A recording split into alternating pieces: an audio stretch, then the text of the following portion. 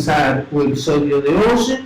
Hoje viemos até uma terra desconhecida, perdida no concelho de Palmeira. Eu perguntei à gente portuguesa da Margem do Sul se conheciam e desconheciam. Se querer conhecer mais a Patagônia, esta terra chama-se Lagamesas. A ver se conseguimos tirar uma fotografia quando voltarmos da placa, existe.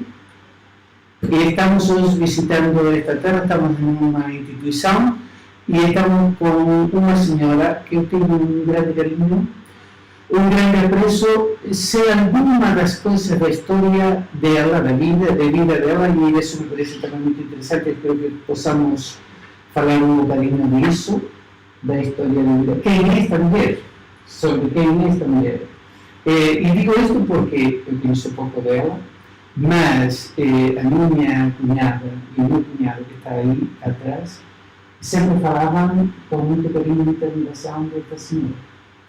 Não falavam nada, falavam com muito carinho e Isabel, especialmente a minha cunhada, falava com uma grande admiração e ela já conhecia desde que eram as duas jovens na casa dos 20, possivelmente. Sim, estudantes ainda. Chama-se Feliz Bela Rio. Eu queria se conhece você, Feliz Bela. Feliz Bela é Conhece, não é de Feliz. Não é de Feliz. E também estamos aqui para conhecer a Feliz Bela. Mas também para falar com ela, trabalhou durante alguns anos, não sei quanto vamos ver isso hoje, na instituição Minho. E vamos falar sobre prostituição, em Portugal especialmente. Ela já há algum tempo que está fora da instituição, mas o que me interessava são temas que são aspectos da prostituição que são eternos. Vamos ir falando isso à medida que vai se movendo essa conversa.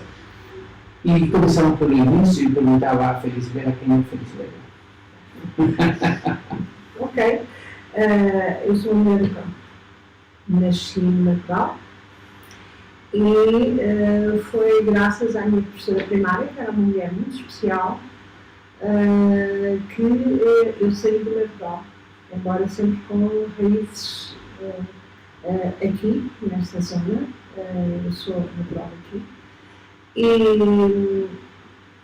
a minha professora primária era alguém muito à frente em termos pedagógicos para o seu tempo, e que quando encontrava alguma criança que achava que podia ter capacidades de quebrar o círculo, como se diz agora o círculo de pobreza, neste caso o círculo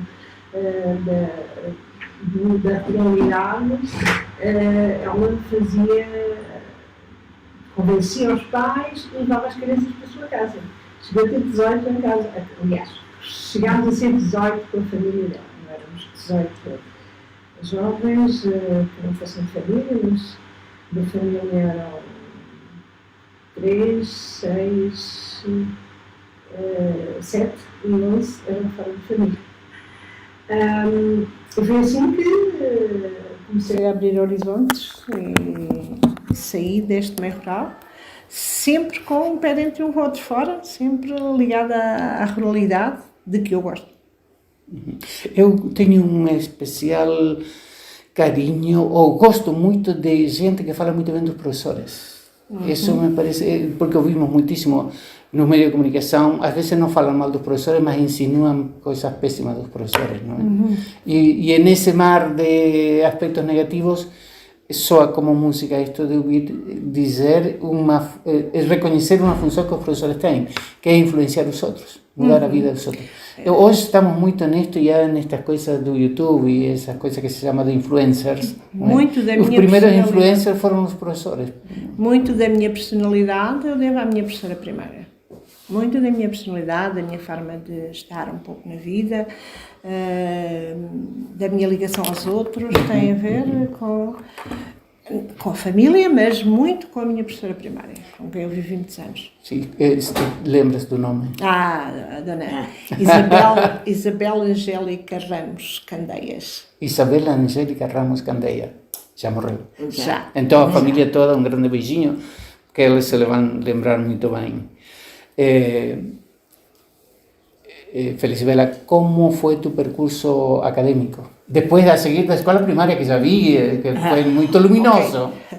Na altura eu fui para a escola industrial, porque naquele tempo era o mais barato para os pais que não tinham meios económicos, e ir para o liceu era mais caro em termos de propinas, e a escola industrial dava um acesso muito mais rápido ao mundo do trabalho, e portanto eu fiz um curso industrial, um curso de laboratório, de auxiliar de laboratório químico. E fui trabalhar fiz estágio com 17 anos, fui trabalhar com 18 anos e depois continuei a estudar à noite, aí comecei a estudar à noite.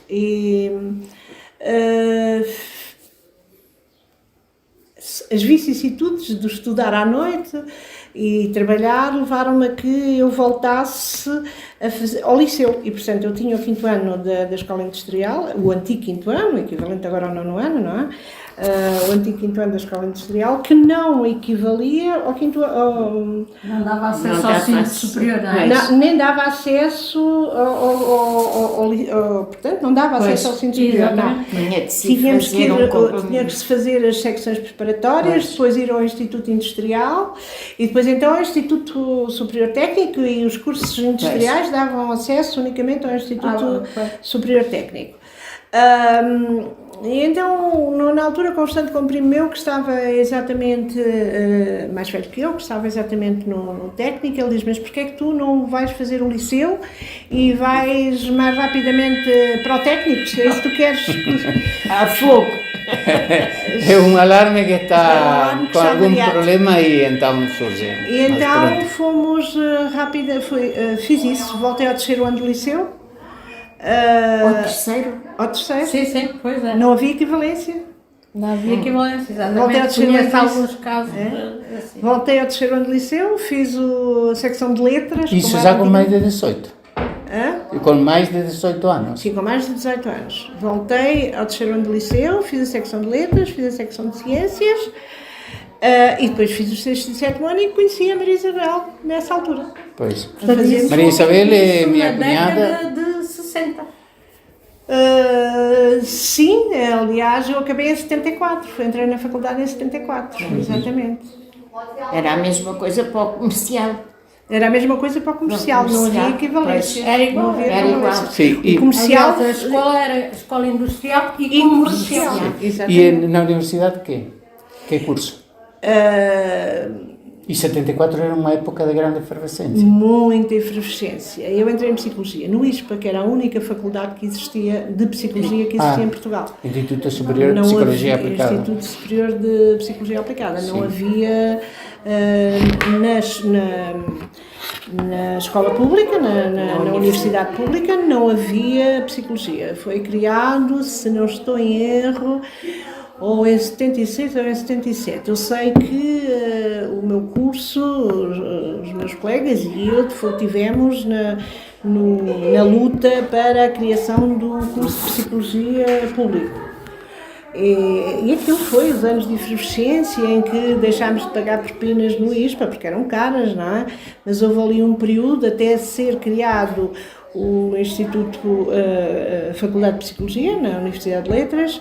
Houve ali uns 4 ao pé da anos. Faculdade de Letras.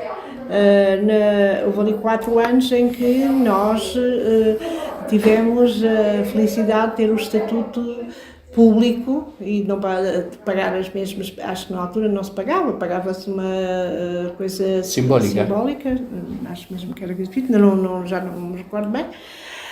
Depois, no meu último ano de curso, voltámos a particular, voltámos a pagar propinas, porque entretanto já tinha aberto o público. Já arrefeceu a Revolução. Já, Por isso, também. Quando entraste no Ninho? Eu entrei no Ninho em 81. Eu tinha acabado o curso e entrei no Ninho em 81, porque eu tive um ano parada durante o meu percurso de faculdade. Foi em 80 aí que começaste a... 81 que eu comecei a trabalhar no Ninho. Como psicólogo. Como psicóloga. Entretanto, tinha trabalhado sempre.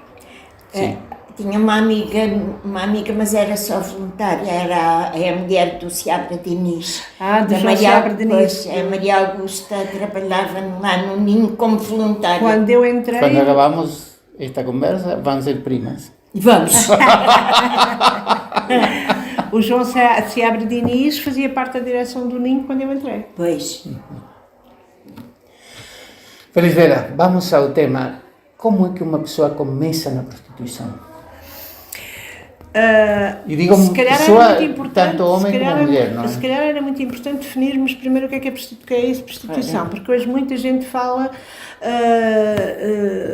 prostituição debaixo de um chapéu muito grande onde põe muitas coisas. Especialmente hoje quando se começa a falar da legalização da prostituição e põe-se debaixo de um grande chapéu muita coisa. Eu gostaria de definir prostituição como um problema social e definir o que é um problema social, mas definindo prostituição como a troca de relações sexuais com vários homens remuneradamente. Sim. Por dinheiro ou por um outro bem, mas remuneradamente.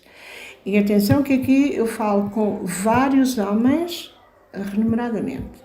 Porque depois há muito quem confunda, quem fala de acompanhantes de luxo com prostituição, e aqui há o estar com o homem e não com vários homens. O acompanhante de luxo está com o homem hoje, pode estar com outro amanhã, mas está só hoje com o homem. Na prostituição, num dia uma mulher está com vários homens, remuneradamente. E são relações despidas de afeto. Não há afeto numa relação... É uma relação comercial. É uma relação comercial, meramente comercial, em que há um tempo de relação, em que há um custo e ficamos por aqui. Como é que se vai... Desculpa, a gente que disse prestou um serviço. É um serviço? Depende do cliente. O cliente é capaz de achar que é um serviço. Paga, não é? Paga. Pago como outro serviço, não é? Sim. Paga. No sé cuál es la consecuencia de este vocabulario, no es un servicio, porque tenemos otros servicios, servicio de luz, servicio de agua, servicio de internet, es más era para enquadrar entre asuntos de troca comercial. Quando falam de prestou em serviço, tens aqui a mulher como um objeto. Sim. Percebes? Sim. Tens aqui o corpo da mulher como um objeto. E isso é o que efetivamente é na prostituição. Sim. A mulher é usada, recebe para isso. Sim. Pagam e o homem acha que porque pagou tem todos os direitos. Não, a todos os feitiços, a todos... pronto, pagou. ¿No niños nunca trabajaron con la prostitución masculina? ¿Existe? Sí. Existe sim. E tem características diferentes das mulheres. Tem características diferentes das mulheres, no fundo, mas as origens são as mesmas. E quando me perguntavas como é que se vai ter a prostituição, são pessoas oriundas de classes sociais muito desfavorecidas, quer a nível masculino, quer a nível feminino. Eu trabalhei muito pouco tempo, mas também trabalhei com jovens que se prostituíam, rapazes, numa instituição, e as origens são as mesmas. No fundo, é a carência... Origens e causas, não é? Sim. E as causas que levam as origens das pessoas que se prostituem, as causas que levam lá são idênticas. São as mesmas que as de uma mulher que se leva a prostituir. No fundo, o cliente é que é diferente, mais nada. Da mesma maneira que quando se fala em prostituição de luxo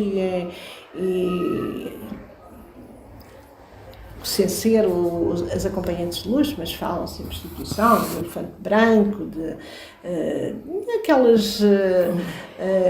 daqueles bares que são frequentados por clientes, esses sim de luxo. As mulheres têm a mesma origem. Mas talvez não se sabe, porque a prostituição de rua também, além do baixo nível socioeconómico, muitas vezes também se têm problemas mentais associados. Sim. Vamos lá ver. As prostitutas não são doentes mentais.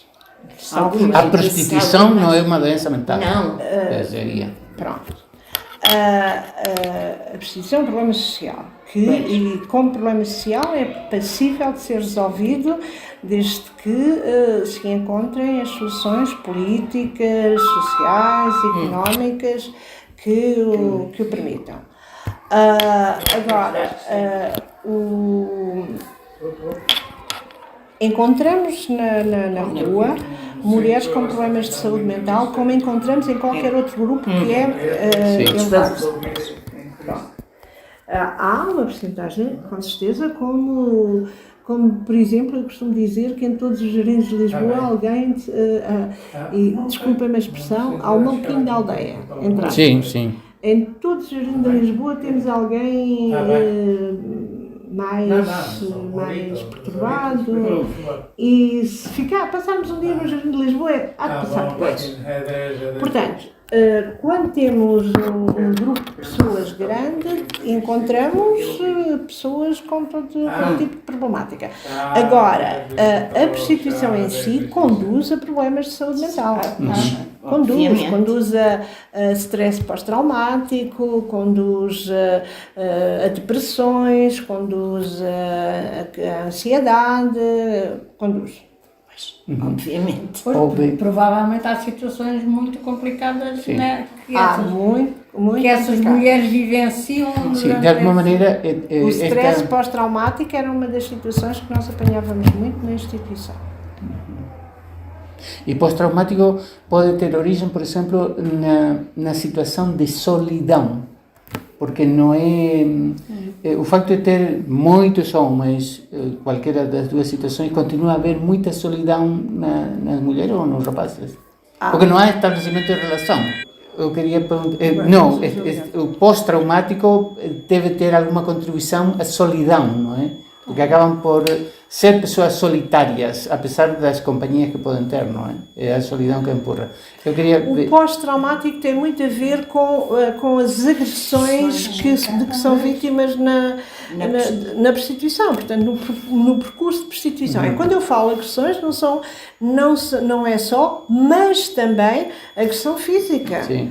Estas mulheres são fisicamente agredidas, e quando eu digo agressão física, vamos lá ver, só o facto de eu estar fazendo uma coisa de que sou obrigada a fazer, não quero, mas sou obrigada a fazer para sobreviver.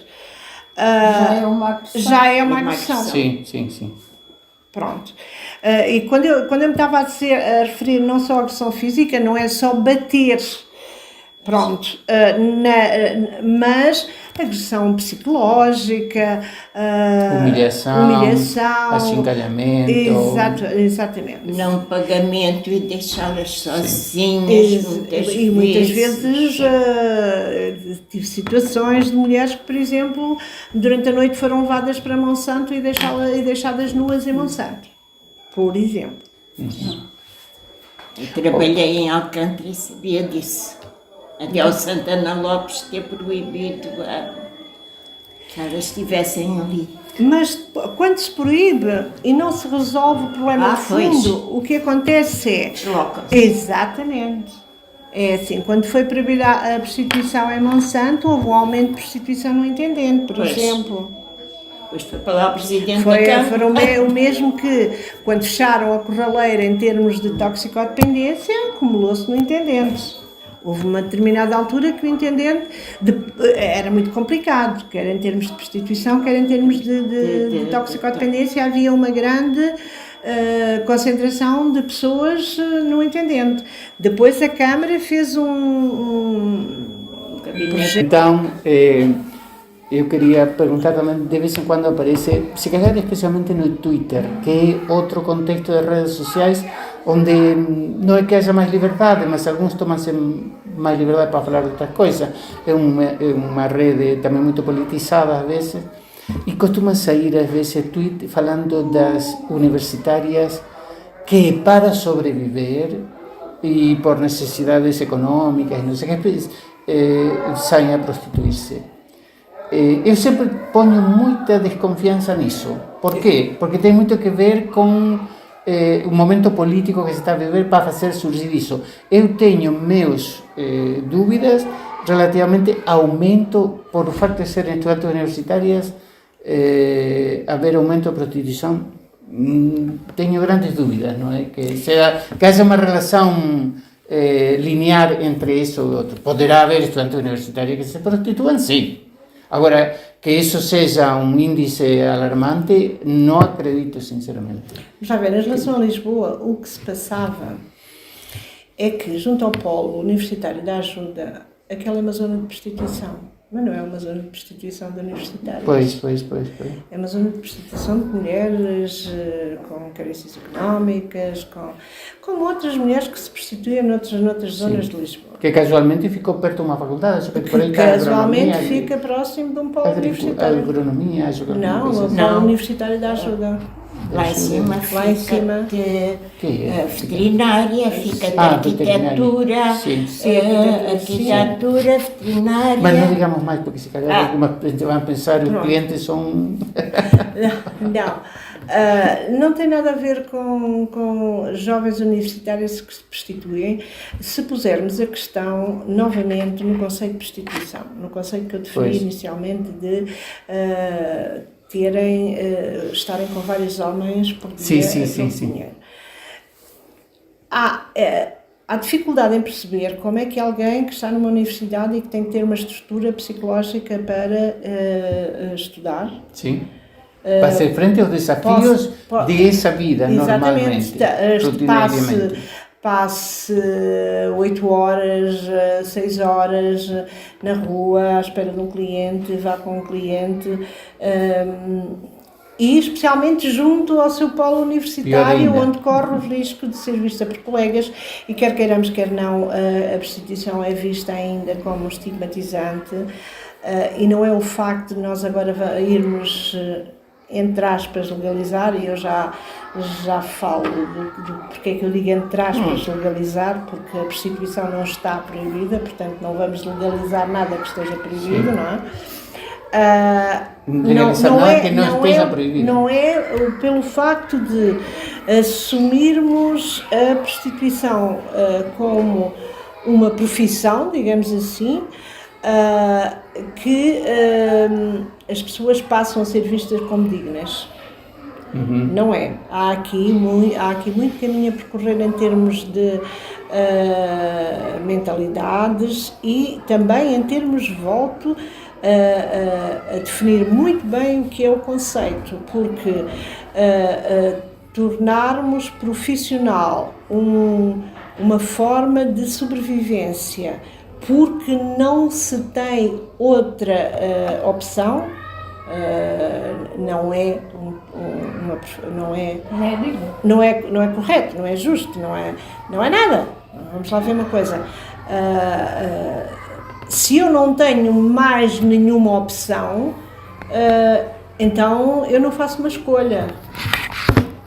Eu sou obrigada. Sim. Não faço uma escolha.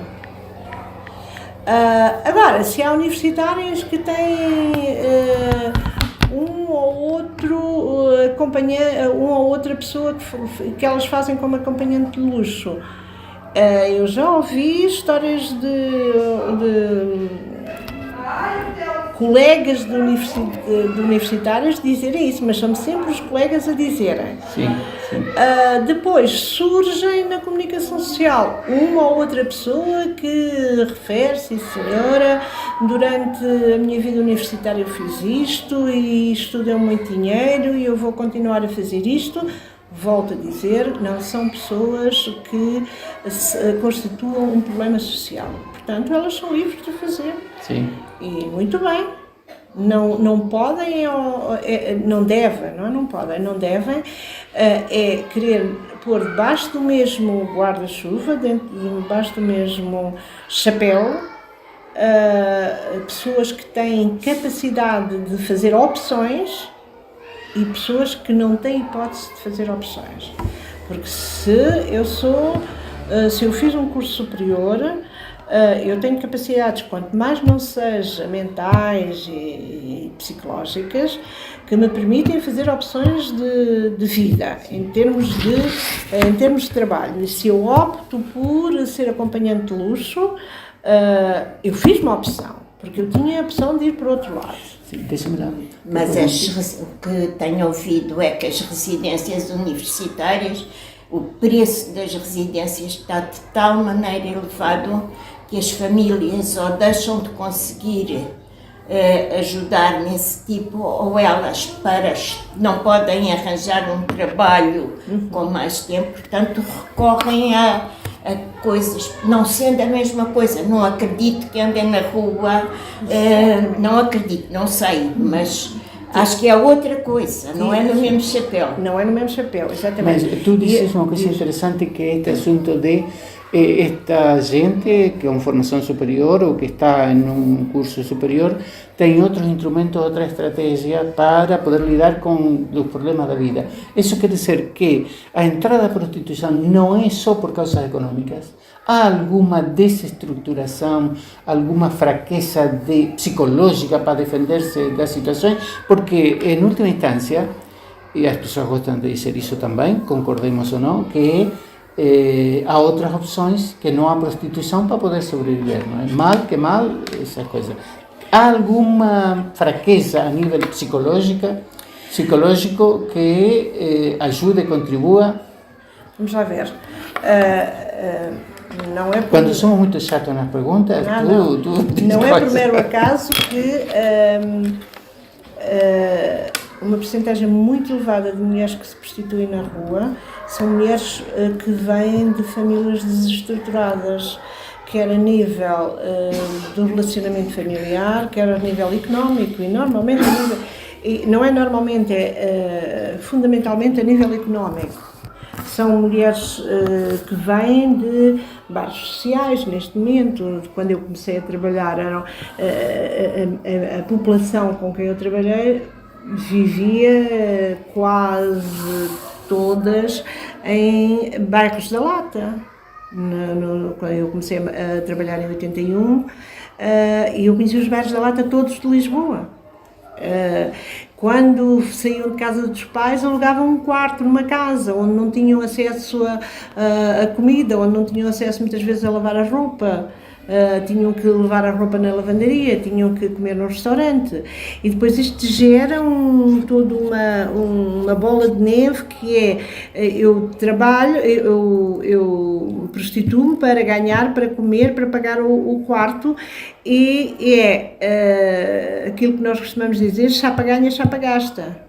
E a pessoa não consegue quebrar o círculo porque não tem ali forma de equilibrar, de economizar, por exemplo, para pagar uma prestação da renda da casa, portanto uma calção da renda da casa, nem do quarto, muitas vezes, dormem em pensões porque pagam ao dia. Quando passam para um quarto a pagar ao mês, já é uma evolução. Pronto. Neste momento, como digo, eu estou reformada há 6 anos. É possível que as coisas tenham evoluído, eu não me tenho mantido muito a par, mas pelo aquilo que eu tenho visto, por exemplo, aqui ao meu redor, continua a haver prostituição de estrada. E são redes de prostituição, é tráfico de mulheres. Enquanto eu trabalhei, eu fiz percursos, fiz contactos nestas estradas, e havia uma rede muito grande de mulheres estrangeiras, todas elas, que se prostituíam nesta zona. E estão presas. Estão presas. Aparentemente estão muito libertas, portanto estão lá sozinhas, mas não estão. Se passarem por uma mulher numa estrada, hão de verificar que ela, de uma forma geral, está ao telemóvel. Aquele telemóvel é um telemóvel que está sistematicamente em contacto com alguém. Para ser controlada. Para ser controlada. Pode levar a ideia de que é para estar salvaguardada também, não é? Defender. Para ter ali apoio em termos de, porque está sozinha, numa estrada, etc. Mas, por exemplo, quando abordávamos uma mulher, ela não deixava os auscultadores, não tirava, continuava Sim. com os auscultadores, e nós tínhamos perfeita noção de que a pessoa que estava do outro lado estava em Sim, perfeito estava controlada, controle da estava situação. acompanhada. Provavelmente entram na rede exatamente também para ter essa proteção, porque é ali um pau dos gritos. Não entram, não entram. Entram na rede na maior parte das vezes por desconhecimento. E mesmo as pessoas que... E eu tive algumas pessoas que me disseram que sabiam que vinham prostituir-se, não sabiam é que estavam numa rede. Isto é, disseram-lhes que vinham para Portugal prostituir-se. Ok, eu vou para Portugal prostituir-me, mas então eu vou prostituir-me para ter dinheiro para mim e não para pagar a uma rede. E quando chegavam, percebiam que estavam integradas numa rede. Mas muitas vinham porque lhes tinham prometido trabalho em restaurante, trabalho, lembro-me de uma situação de uma brasileira que veio porque lhe tinham prometido trabalho no infantário. E quem me falou desta situação era um amigo dela. Mas isto é um boicote à nossa conversa.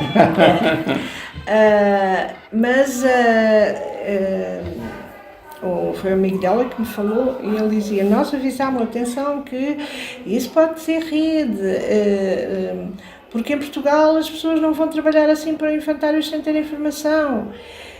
Mas ela conhecia a pessoa que a aliciou era do conhecimento dela, e isto acontece com frequência. Sim. Muitas vezes nestes países como Brasil, muitos países africanos, a Nigéria, o Ghana, não vale a pena referir, porque o Senegal, queria aqui enumerar muitos países da África, são até as próprias pessoas de família e os conhecidos que as aliciam a vir. Portanto, eles não é ninguém que elas desconhecem. Estranho, é raro. É alguém do seu círculo que elas confiam. E, portanto, vêm e depois são obrigadas a prostituir-se e são obrigadas a pagar somas avultadas à rede. E quando eu estava a trabalhar, as coisas rondavam 45 mil, 50 mil euros a pagar à rede, até se libertarem. E depois havia formas de se libertarem mais cedo, que era arranjar a outra para substituírem. E, portanto, isto era uma forma da rede ter sempre gente nova e ter sempre mais dinheiro. Sim, rendimentos. Exatamente. Várias perguntinhas. E, portanto, se eu estou dentro de uma rede e quero sair, eu vou aliciar alguém que eu conheço. Pois, pois continua a mesma estratégia que aconteceu com ela. Exatamente. Para ser mais fácil. Olha, há em alguns países onde o que se faz é penalizar o cliente. Suécia e em alguns estados dos Estados Unidos, se não estou enganado, também se faz isso. É provável, mas... que sabia da Suécia. Que achas tu disso? Eu não tenho uma opinião muito formada sobre isso. Nós em Portugal nunca tivemos, que eu me lembre, a penalização do cliente. Também porque se a prostituição não é proibida, não tem sentido penalizar o cliente. Exatamente. Não é? Nós tivemos a proibição da prostituição em Portugal, até 87, se não estou em erro. 87? 87. Muitos anos depois do 25 de Abril? Muitos anos depois do 25 de Abril. Muitos anos depois.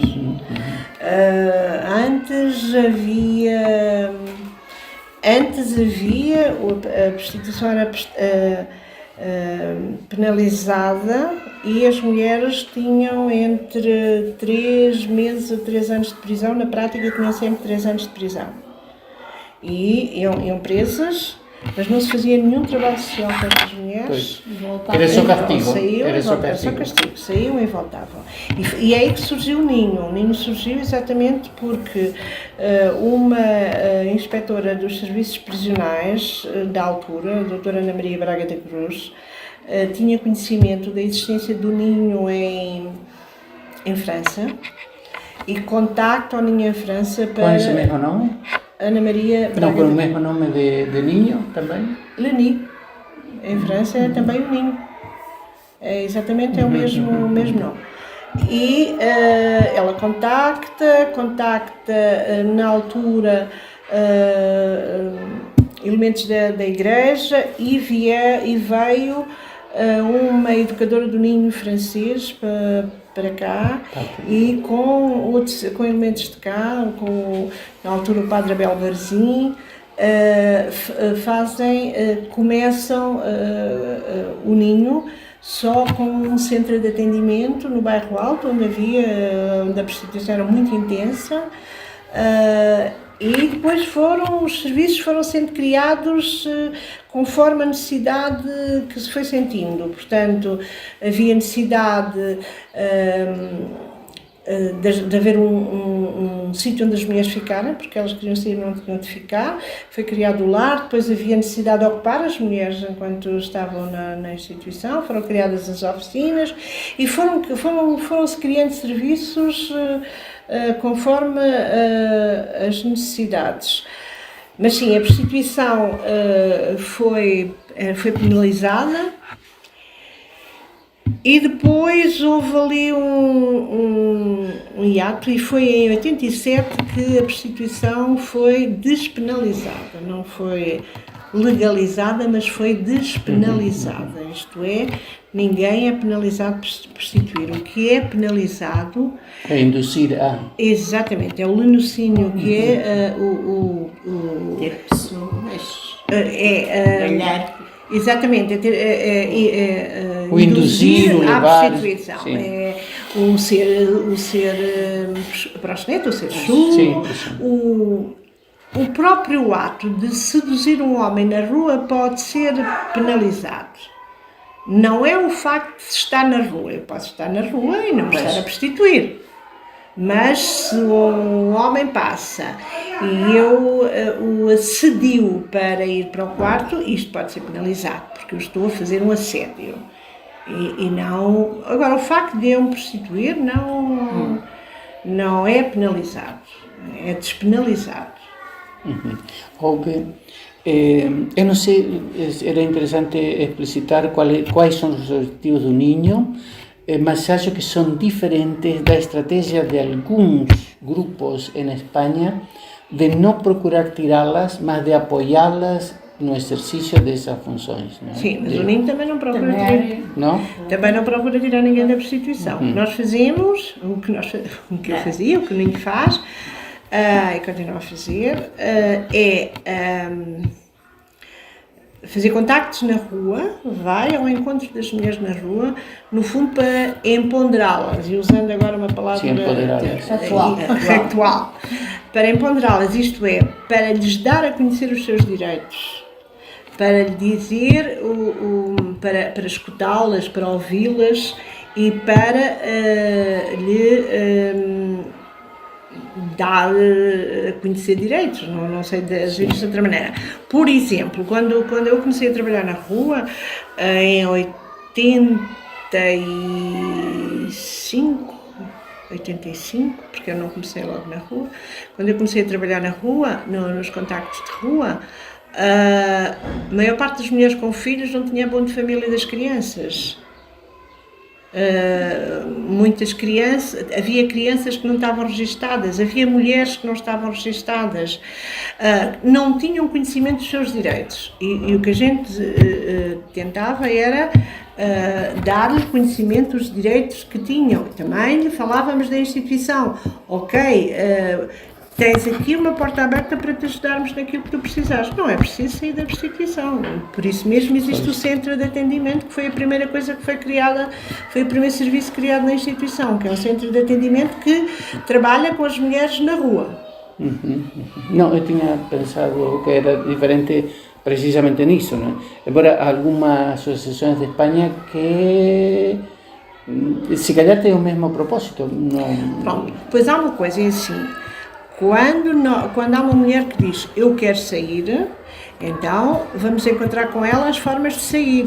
Sim. E as formas de sair pode ser encontrar um quarto que ela possa pagar, vir para as oficinas, fazer uma aprendizagem de trabalho, porque uma mulher na prostituição está muito desestruturada, não tem horários, não cumpre horários, ganha o dia e gasta o dia e, portanto, há que lhe dar alguma formação, alguma orientação, capacitação para cumprir horários de trabalho, relacionamento entre colegas, relacionamento com superiores, aprendizagem em termos de conseguir, por exemplo, atingir objetivos, ser capaz de resolver os seus próprios problemas, nomeadamente, por exemplo, ir ao centro de saúde, marcar uma consulta, ir à escola do filho, saber como é que o filho está, este tipo de coisas que para nós é normal, para uma mulher que está confinada a um espaço de prostituição, nem sequer sabe andar de autocarro muitas vezes. É dramático o que tu dizes. É a realidade, mas é dramático. Eu acho que é interessante o que tu dizes no sentido de mostrar a fragilidade desta gente. Sim. Fundamentalmente, não é? E o risco permanente que está a viver. O risco está permanentemente no fio da navalha, não é? De todo tipo de agressões, de todo tipo de humilhação e até risco de vida, como acontece. Não? Sim, muitas. Houve aí uma altura que morreram muitas em Monsanto e que nunca se descobriu quem foi. Foram mortos. Foram mortas, pois. Foram assassinadas. Assassinadas. É o termo correto. Sim. Além do ninho, desde o ponto de vista das instituições do Estado, o que há para apoiá-la, para do Estado não conheço nada. O que conheço são IPSS. Que são instituições particulares de seguridade social. Como o Ninho. Sim. E há algumas instituições, quer a nível, quer em Lisboa, quer no norte do país, existem, no norte, no centro, eu conheço algumas instituições. A nível estatal, poderão haver projetos, e houve projetos, eu conheci alguns projetos, nomeadamente quando começou a propagação da SIDA, do HIV, houve projetos, inicialmente numa de proteção, de distribuição de preservativos, tanto masculinos como femininos. Exatamente, mas haver uma instituição estatal. Sim. Digo, eu de um ministério, de uma secretaria de Estado, é fundamentalmente isso. Não? Está muito confiado. E é natural que hajam projetos, especialmente a nível da saúde. Olha, tu disse que já saíste há 5 ou 6 anos, eu não sei como era nessa altura.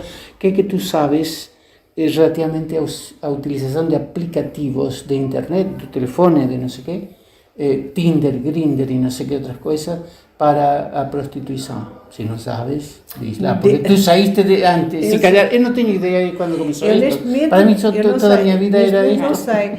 No meu tempo, o que havia muitos eram os anúncios de jornal. Sim. Continuam a haver anúncios de jornal. Tu me falavas há bocado do Correio da Manhã. Sim, uma das coisas que nós fazíamos em termos de instituição era adquiríamos o jornal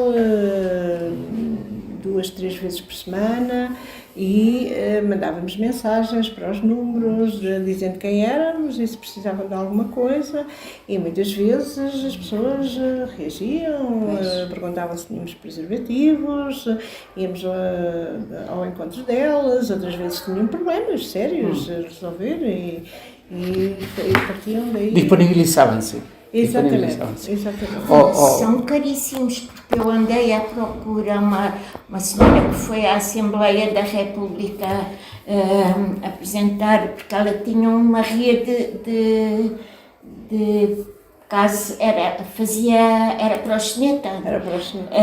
Uma Ana, qualquer coisa, que foi apresentar-se à Assembleia da República a pedir apoio social para as mulheres, porque os anúncios, ela falava, cada anúncio no Correio da Manhã era um balúrdio de custos que elas tinham de fazer, cada aluguer de quarto, outro balúrdio, para se sentirem, não na rua, mas mais seguras, mas ainda os gastos eram muitos.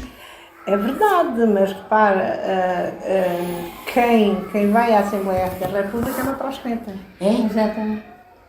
É uma mulher que se prostitui. Não, é uma mas proxeneta. calhar Ao fim e ao cabo, vive da prostituição mas vive sem se prostituir. Não, vive Já se da- prostituiu. já se prostituiu. Já se prostituiu. Mas isso acontece. E tinha filhos, É vem aquela- aqui a história É dela. aquilo que eu disse há pouco, em termos de tráfico, Da rede. em que uma mulher é proposto que arranja outra mulher para Sim, sim, deixarem- para substituí-la. Em termos de prostituição, também acontece que há mulheres que depois arranjam, por exemplo, alugam uma casa e agora pagas tanto para teres aqui o teu quarto. Saem da prostituição e montam um negócio, digamos assim. E às vezes não saem totalmente. Pois. Mantêm ali alguns clientes, mas montam um negócio. Como Pois. isto é, Pois. passam a ser Vão proxenetas usufruir da prostituição de Sim. prostituição. Oh, Felipe, não queremos passar da hora, dá por volta de 50 minutos. Quem é o tipo de cliente? Que perfil, que características tem o tipo de cliente? Normalmente são homens acima dos 30 anos, 30? acima dos 30, casados, muitas vezes, e há de todos os estratos sociais. Não são só os pedreiros ou... Os caminhonistas. Não. Há médicos, há secretários de Estado, há... Está bem. Nomes todos. Eu conheci uma mulher que tinha um cliente que era secretário de Estado. Muito bem. Oh, Felisbela, falamos um pouco de ti, porque eu também não sei perguntar porque eu não te conheço. Eu ouço, digo, deve haver uma pessoa muito interessante e há por detrás. Por que tu escolheste esta área ou por que escolheste este tipo de serviço, este tipo de ajuda que tu fazes? O que passa pela tua cabeça? Quem é esta mulher? Que não acabaste de dizer, porque Às vezes a gente há não coisas... se recorda. Às vezes a gente não se recorda. As coisas acontecem. E se me perguntares o que é que tu querias ser quando eras pequena, eu queria ser médica. Mas depois alguém-me como meu professor de Ciências Naturais de 7º ano e decidi que ia para a Engenharia. Mas depois estava a estudar à noite, não é? Fiz filosofia, apaixonei-me pela psicologia, foi tipo paixão, não é? E deixei as químicas de lado e entrei por paixão na psicologia. Sim. Em termos de área, mas isso para mim era notório, eu nunca quis fazer, fiz psicologia clínica, nunca quis ter consultório porque eu acho que, e isto é pela minha maneira de ser, acho que a saúde é um bem e a psicologia faz parte da saúde, deve ser acessível a todos. Sim. Direito universal. Deve ser um direito universal. E portanto eu não tenho capacidade de estar aqui com uma pessoa que eventualmente até tem carências económicas e que tem que ir ali pagar à empregada a sua consulta e que se calhar deveria vir daqui por 8 dias e não vem porque não tem mais dinheiro para pagar.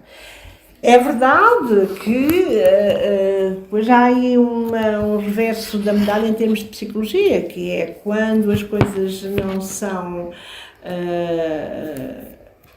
vamos lá ver, quando a pessoa não está envolvida de alguma forma na situação, também abandona o barco muito facilmente.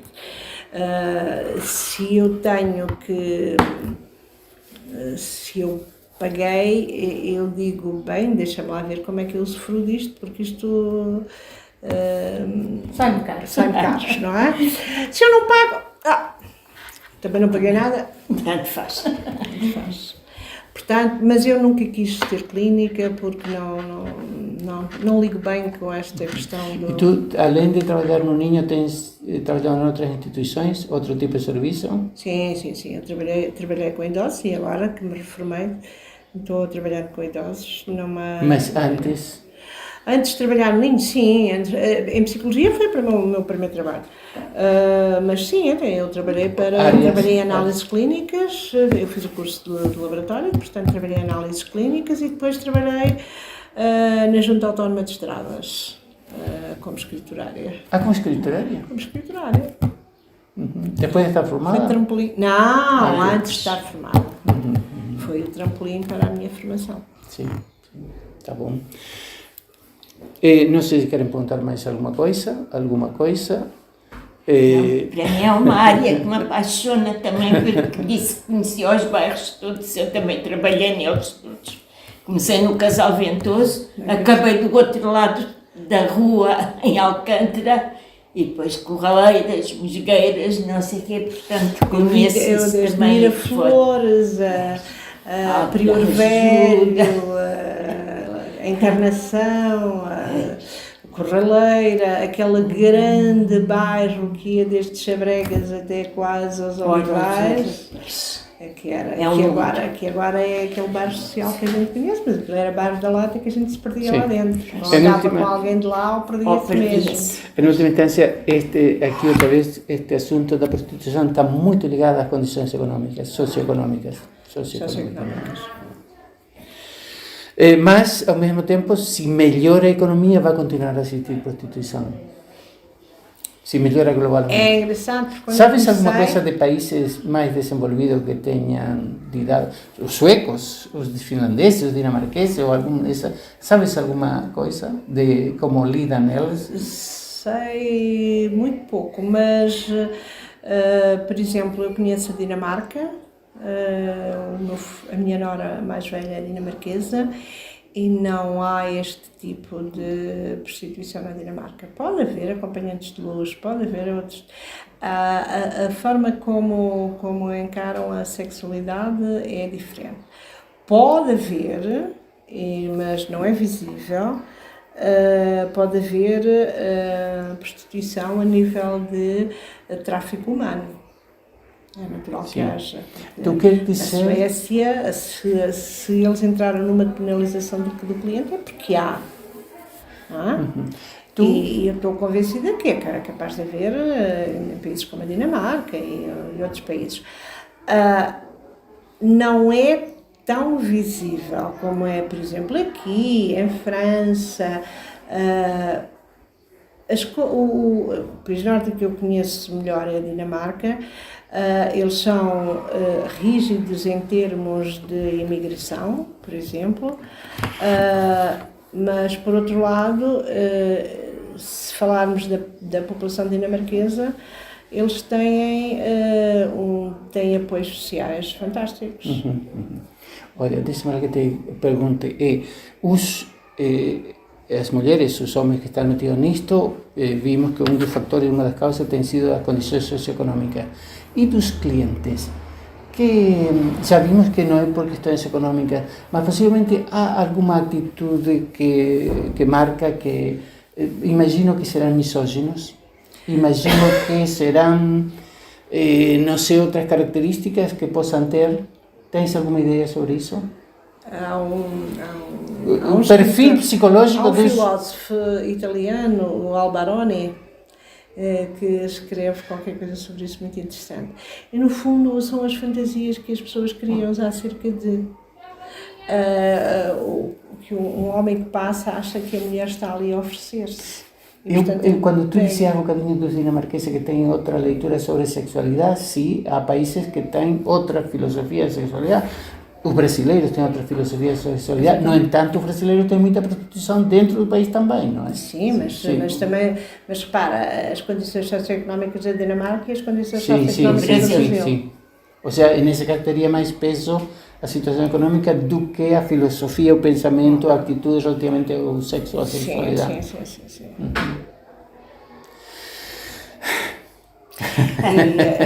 Repara,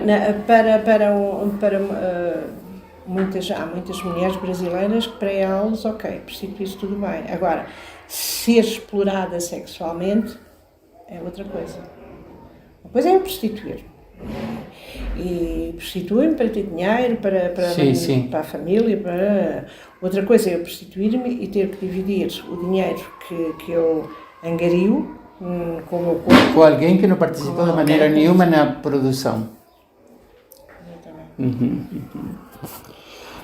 Nada, não sei. Já estamos na hora. Devemos estar na hora. Só dizer uma coisa, porque a gente estava-se a perguntar do perfil. A gente vê com os costumes, com os jovens, a facilidade que hoje em dia há, trocas sexuais, ou não sei o quê. Aqui há tempos vi um programa, já há tempo, penso que era da Suécia, de uma faixa que a gente não se lembra que tem necessidades sexuais, que são os deficientes ou os grandes deficientes, mas que essas prostitutas que não eram prostitutas, eram funcionárias do Estado, iam prestar serviços sexuais a pessoas... Terapeutas sexuais. Como? Terapeutas sexuais. Como?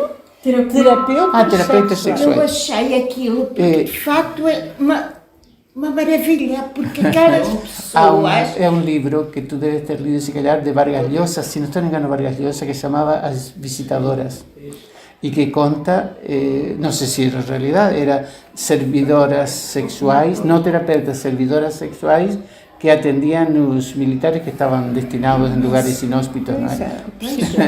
Prostitutas. Mas neste caso tu achas que é diferente. Eram os grandes deficientes, homens e mulheres, que se calhar pelos meios deles não tinham possibilidade de ter uma companhia normal, não sei. Mas isso nunca me tinha passado pela cabeça. Vamos lá ver se as pessoas fazem as coisas sem que haja uma necessidade de sobrevivência para o fazerem. Pronto, Nada ali não havia, porque até o Estado contribuía para elas fazerem. Eu faço isto, porque é um serviço que eu presto e sou paga por esse quero serviço. fazê-lo, nada me choca. Agora, eu ter que fazer uma coisa que não me é grata fazer, para poder sobreviver, para poder ter comer, para poder ter outra coisa. É outra coisa completamente diferente. E, portanto, há que distinguir aqui muito bem e não ter, e eu volto a referir isto, tudo basta mesmo chapéu. Pois, mas aquela gente tem necessidades e a gente esquece que tem. Tudo bem, podem ter necessidades. Se há um psicólogo, que eu agora não me lembro, que era o Master Johnson, se não estou em erro, que inclusive tinha terapeutas sexuais que ajudavam casais na sua relação, etc. Agora, isso será... Essas pessoas não fazem isso. Não é prostituição. Exatamente. Não o fazem por necessidade imperiosa de sobrevivência. Sí. ¿Saben qué? Esquecemos de nos apresentarmos, que sempre nos apresentamos. Já nos conhecem. Já nos conhecem, não sei, mas sempre corremos o risco que apareça alguém que por primeira vez vai ver. E então, para acabarmos, porque devemos estar perto da hora, se não estou em engano, não sei se querem comentar mais alguma... Não, entre cortes agora de alarme, essa coisa fica mais ou menos por conta. Se querem perguntar alguma coisa... Não, mais nada, ou querer comentar alguma coisa para Isabela. Em primeiro lugar, tenho que dizer, agradeço imenso a tua disponibilidade, e foi mesmo muita, e tiveste de fazer muitas coisas para nos atender. Estamos aqui no centro da Gamesa. Estamos aí com um desfile de moda de idosos. Tem de ir acabar os fatos. Oh meu Deus, vamos dar ela para a barba. Mas a culpa é minha, que fui a cozida e usei. Não sei que pedimos desculpa por vir a interromper a tua vida. Mas então, para acabar, volto a dizer o que sempre digo. Meu nome é Pedro González e sou palestiniano, como sempre digo, e já informo aqui, e peço, por uma parte peço para que ponham um like, comentem, digam a coisa aqui, não mandem mensagens, essas coisas, comentem no vídeo e suscrevam-se. Así sempre van receber información. Y este asunto de ser palestiniano, esta semana contacté con una señora que vivió en Palestina y que estaba muy implicada en la causa de Palestina, a ver si de aquí 1 o 2 semanas a entrevistamos. Y ainda hoje recibi uma mensagem de uma pessoa conhecida que me disse que tem um amigo palestiniano, vou ver se consigo também, que gostava de falar. Eu gostava de trazer a mesa e conversarmos um dia sobre as questões dos palestinianos, que eu acho por saturação as pessoas deixam de ver, mas estas coisas estão a acontecer agora, há mortos, há brutalidade, ditadura e todas estas coisas juntas em uma terra e as pessoas nem sequer podem fugir, como fossem outros, não é? Querem apresentar-se para saber quem são? Já estamos apresentadas. Revejam os podcasts anteriores. Quando Eu e a Patrocínio. Quando subscrevem, há vários episódios. O episódio 00, estamos lá bem apresentadas. Ok, muito obrigada. Obrigado a todos e nada, até a próxima.